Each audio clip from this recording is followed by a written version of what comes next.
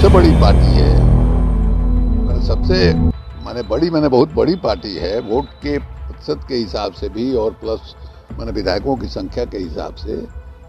वो जो है मुख्यमंत्री भी नहीं है, उसका एक उप मुख्यमंत्री है। तो अब जो है जिस छोटी पार्टी है उसको मुख्यमंत्री भी और उप मुख्यमंत्री भी, ये हमको नहीं लगता है कहीं से व्यवहारिक है। पता नहीं कहाँ से बात आई, अब नहीं कर सकते। बिहार के मुख्यमंत्री नीतीश कुमार के खिलाफ बोलने वाले राजद नेताओं को बीजेपी का एजेंट करार देकर उन्हें पार्टी से निकालने की चेतावनी दे रहे तेजस्वी प्रसाद यादव आखिर किस किस नेता को पार्टी से निकालेंगे?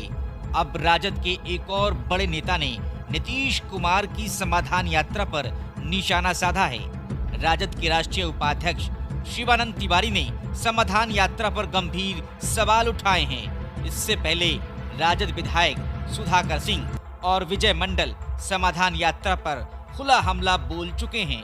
जी हां, बिहार में आरजेडी और जेडीयू में खटपट जारी है। डिप्टी सीएम तेजस्वी यादव की चेतावनी के बावजूद आरजेडी के विधायक और नेता सीएम नीतीश कुमार पर हमला बोलने से नहीं कतरा रहे हैं। अब आरजेडी के वरिष्ठ नेता शिवानंद तिवारी ने नीतीश की समाधान यात्रा पर सवाल खड़े किए हैं। शिवानंद तिवारी ने कहा है कि सीएम की यात्रा में आम जनता की समस्याओं का समाधान नहीं हो रहा है। इससे पहले आरजेडी विधायक सुधाकर सिंह और विजय मंडल भी नीतीश पर हमला बोल चुके हैं। आरजेडी के राष्ट्रीय उपाध्यक्ष शिवानंद तिवारी ने बुधवार को मीडिया से बातचीत में कहा कि मुख्यमंत्री नीतीश कुमार की समाधान यात्रा में आम जनता की समस्याओं का समाधान नहीं हो रहा है। जिलों के अधिकारी कुछ चिन्हित स्थानों को दिखाते हैं जो पहले से तय होता है। ये चुनाव का साल है, जनता की समस्याओं का समाधान किया जाना चाहिए। सरकारी दफ्तरों में लोगों का काम कैसे आसानी से हो, ये सुनिश्चित किया जाना चाहिए। अधिकारियों के भरोसे नहीं रहना चाहिए।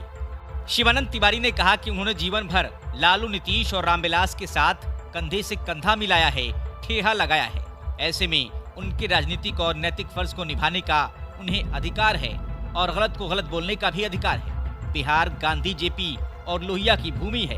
ये भाजपाइयों के हाथों में चला जाए, ये वो संभव नहीं होने दे सकते हैं। बिहार में महागठबंधन सरकार बनने के बाद मुख्यमंत्री नीतीश कुमार की आलोचना करने वाले शिवानंद आरजेडी के तीसरे नेता हैं। आरजेडी प्रदेश अध्यक्ष जगदानंद सिंह के बेटे और नीतीश सरकार में कृषि मंत्री रह चुके सुधाकर सिंह लगातार सीएम नीतीश की कार्यशैली पे सवाल उठा रहे हैं। पिछले दिनों उन्होंने मुख्यमंत्री की तुलना महाभारत के किरदार शिखंडी से कर दी थी। इस पर जेडीयू और आरजेडी नेताओं के बीच तकरार देखने को मिली। जेडीयू संसदीय बोर्ड के अध्यक्ष उपेंद्र कुशवाहा और एमएलसी संजय सिंह ने आपत्ति जताई। सुधाकर सिंह के विवाद को गहराते देख डिप्टी सीएम तेजस्वी यादव ने अपनी पार्टी के बड़बोले नेताओं को चेतावनी दी। तेजस्वी ने कहा कि नीतीश कुमार महागठबंधन के नेता हैं, उनके खिलाफ कोई भी बयान देने का अधिकार आरजेडी में सिर्फ लालू प्रसाद यादव और खुद उनके पास है। इसके अलावा कोई भी नीतीश के खिलाफ बयानबाजी नहीं कर सकता। तेजस्वी यादव ने सुधाकर सिंह को चुप रहने नहीं तो कार्रवाई झेलने की चेतावनी दी थी, लेकिन इसके बाद ही नीतीश कुमार की पार्टी जेडीयू की सहयोगी आरजेडी के विधायक विजय मंडल ने भी नीतीश कुमार की आलोचना कर दी। 2 दिनों पहले उनका एक वीडियो राजनीतिक हलके में चर्चा का विषय बन गया। इसमें वो विधानसभा परिसर के अंदर पूर्व मंत्री जीवेश मिश्रा से बातचीत में नीतीश कुमार के खिलाफ अपनी भड़ास निकाल रहे थे। उन्होंने कहा कि सीएम की यात्रा में कहीं कोई सुनवाई नहीं हो रही है, अधिकारी किसी की नहीं सुन रहे हैं, सरकार निरंकुश हो गई है। अब शिवानंद तिवारी के बयान के बाद ये सवाल उठ रहा है कि तेजस्वी यादव अपने किन किन नेताओं पर कार्रवाई करेंगे। तेजस्वी यादव कह रहे हैं कि नीतीश कुमार की आलोचना करने वाले को वो बीजेपी का एजेंट मानते हैं, लेकिन उनकी पार्टी के विधायक और पूर्व मंत्री सुधाकर सिंह लगातार नीतीश पर हमला बोल रहे हैं। राजद के एक और विधायक विजय मंडल ने भी नीतीश कुमार की समाधान यात्रा पर जमकर हमला किया। अब शिवानंद तिवारी का बयान सामने आया है। जानकारों की माने तो राजद में नीतीश से नाराज विधायकों और नेताओं की एक लंबी फौज है। पार्टी के ज्यादातर विधायक नीतीश कुमार के कार्यकलाप से नाराज है। उन्हें क्षेत्र में जनता का आक्रोश झेलना पड़ रहा है। अब तक लालू और तेजस्वी यादव कार्रवाई का डर दिखाकर उन्हें चुप करा रहे हैं, लेकिन जल्द ही कई और नेता जुबान खोल सकते हैं। उनकी बात का जो चर्चा चल रही है तो उस पर क्या कह रहा है?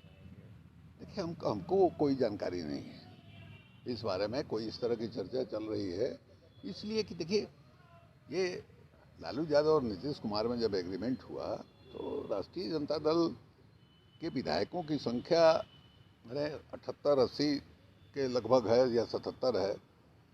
नीतीश जी के पार्टी की विधायकों की संख्या 43-44 है। इसके बावजूद ये तय हुआ कि नीतीश जी ही मुख्यमंत्री होंगे और वही जो है सरकार का नेतृत्व करेंगे। बल्कि मैंने लोकसभा विधानसभा का चुनाव होने वाला है, उसमें भी मुख्य भूमिका उनकी होगी, तो तय हो गया। तो मान लीजिए कि अब जो है, जो सबसे बड़ी पार्टी है, मैंने बहुत बड़ी पार्टी है वोट के प्रतिशत के हिसाब से भी और प्लस मैंने विधायकों की संख्या के हिसाब से, वो जो है मुख्यमंत्री भी नहीं है, उसका एक उप मुख्यमंत्री है। तो अब जो है जिस छोटी पार्टी है उसको मुख्यमंत्री भी और उप मुख्यमंत्री भी, ये हमको नहीं लगता है कहीं से व्यवहारिक है। पता नहीं कहाँ से बात आई, हम नहीं कर सकते। ये आपका कहना सही है, लेकिन वो बार बार एक ही चीज अब को क्यों कर रहे हैं? अब अच्छा, वो क्यों कह रहे हैं बार बार? इसका जवाब हम कैसे दे सकते हैं? हमारी तो उनसे कोई बात नहीं है ना। हमने उनसे पूछा है कि भाई क्यों आप ऐसा कह रहे हैं बार बार, तो हम तो उनकी बात का जवाब नहीं। जो तार्किक बात है आप उस पर देखिएगा, मुमकिन है कि नहीं है। सामने जो तथ्य है उस तथ्य के हिसाब से आपको क्या लगता है कि जो 78-80 मैंने विधायकों वाली पार्टी है उसको एक उप मुख्यमंत्री बनेगा, जो 43-44 वाली पार्टी है उसको मुख्यमंत्री भी बनेगा और उप मुख्यमंत्री भी बनेगा? कहीं से व्यवहारिक है क्या? कोई भी फार्मूला बनता है, फार्मूला व्यवहारिक होता है ना भाई। अब नीतीश कुमार जैसे मान लीजिए कि गठबंधन में है, यहाँ है, या इसके पहले भारतीय जनता पार्टी के गठबंधन में थे, तो जो विधायकों की संख्या होती थी उसी के अनुपात में मंत्रियों की संख्या निर्धारित होती थी।